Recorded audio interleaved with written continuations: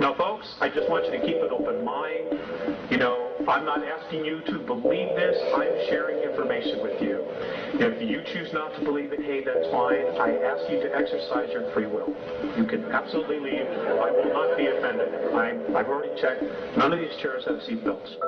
We're literally going to create our own demise because we're buying into belief systems that say we ourselves are not mature enough or grown up enough to take care of our own selves. So we need somebody to come in here and take care of us. And I'm not here to offend anybody, but really think about it.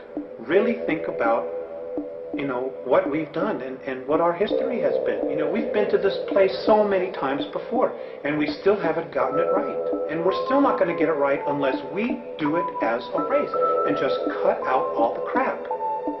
And right now, we have an opportunity. There is a window of time for us to break free, and we have to wake up, period. I find conditions as they are unacceptable, and I find no threat in social change. And people have to lose confidence in their elected leaders. We have to assume responsibility. If not, I fear the consequences. So what is the matter with us? Why are we so perverse? What is it that drives the inertia of these dominator systems? Shouldn't we consider in every nation major changes in the traditional ways of doing things, a fundamental restructuring of economic, political, social, and religious institutions? The stupidity of the nuclear arms race, the development of weapons, trying to solve your problems politically by electing this political party or that political party, that all politics is immersed in corruption. Let me say it again, that all politics is immersed in corruption. And, you know, even the monetary system, it's just a belief system. You know, the only value on it is what we believe it is. We could change that tomorrow if we wanted to. I mean, we're so intelligent, we could create something different. We have the brains, the know-how, the technology, and the feasibility to build an entirely new civilization. And it doesn't make any sense. Why are we so patient when our world, our children's world, the world of all future life on Earth hangs in the balance?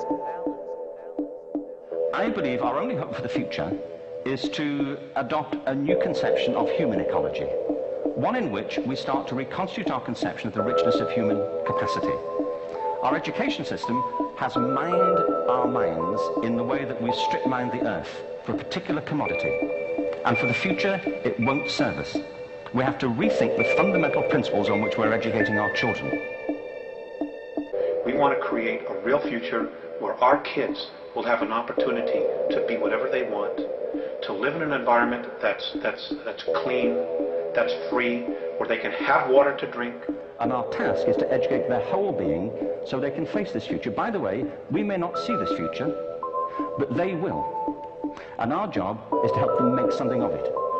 As long as we accept a temporary solution, the problem will go unsolved. It'll be solved for you and me right now, but not for our children. There are no Negro problems, or Polish problems, or Jewish problems, or Greek problems, or women's problems. They're human problems. Not an American problem or a Negro problem. And as a human problem or a world problem, we feel that it should be taken out of the jurisdiction of the United States government and the United States courts.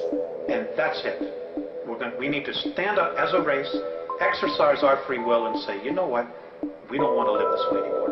And this is what has to be done on a societal scale. And it is not as difficult as we may wish to be assured by the establishment. We talk about civilization as though it's a static state.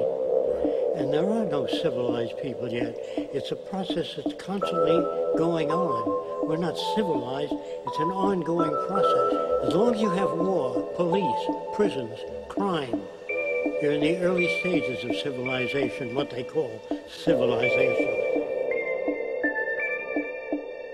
Until you realize that you are symbiotically connected to nature, and that nature is an emergent process where you have to change constantly, where you realize that you being dogmatic about any point of knowledge is inherently destructive. Once you realize that, you can begin to see a different world where there's ego and bias, all of these things begin to fade, because there's no such thing as static knowledge or information. So most people don't even understand how easily we're influenced by our environment. Every person that we encounter, every single situation that we're faced with, every little word that's said on television may not seem too influential to our conscious minds, but your unconscious is designed specifically to let every environmental signal influence you without your awareness. And yet here we are, literally creating all this. That's how powerful we are. That's how powerful our minds are. Which is why there's been so much focus on brainwashing, on trying to make us victims, or believe that we're victims. Because the minute we wake up and we take a step back, detached, and see our situation for what it really is, they've lost control. It ends there, the minute we awake. We believe that our problem is one not a violation of civil rights, but a violation of human rights. Not only are we denied the right to be a citizen in the United States, we're denied the right to be a human being.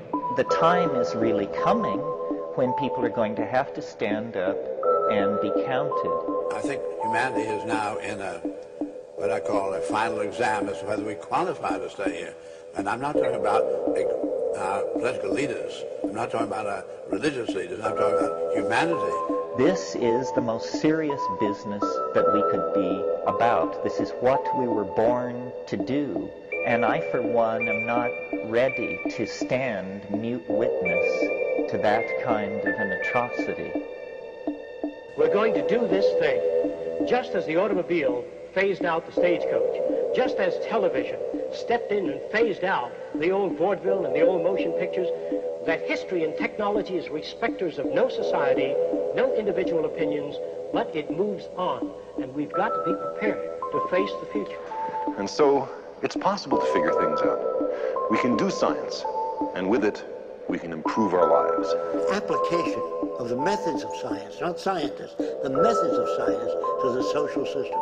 Naturally, even the methods of science undergo change, and as they change, so would the future. Now, science has means of giving food, clothes, and shelter practically to everybody. So the point here is tremendously perverse misdirection of resources, a tremendous patience with institutions that have proven that they are either ineffective or actually the enemy. So it comes back to people taking personal responsibility for what they think, what they want to believe, and what it is that they want to create. So what is needed is an awakening. A transformation of the mind. And we are the generations, strange as it may seem when you survey the world today, we are the generations, I passionately believe, who are going to love the world into the paradise it really should be and was always designed to be. Changing the world is not something in the future anymore, or hoping to be better for the kids. It's here and now. A new consciousness is developing which sees the Earth as a single organism and recognizes that an organism at war with itself is doomed. We are one planet.